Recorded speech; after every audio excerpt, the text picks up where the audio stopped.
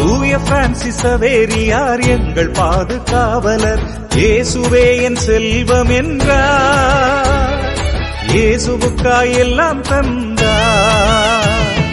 தூய பிரான்சிஸ் சவேரியார் எங்கள் பாதுகாவலர், இயேசுவே என் செல்வம் என்றார், இயேசுவுக்காய் எல்லாம் தந்தார். கோட்டாற்றில் கோயில் கொண்டு அருள் சிந்தும் அவர் புகழ், கோட்டாற்றில் கோயில் கொண்டு அருள் சிந்தும் அவர் புகழ் அழியாது வாழியவே.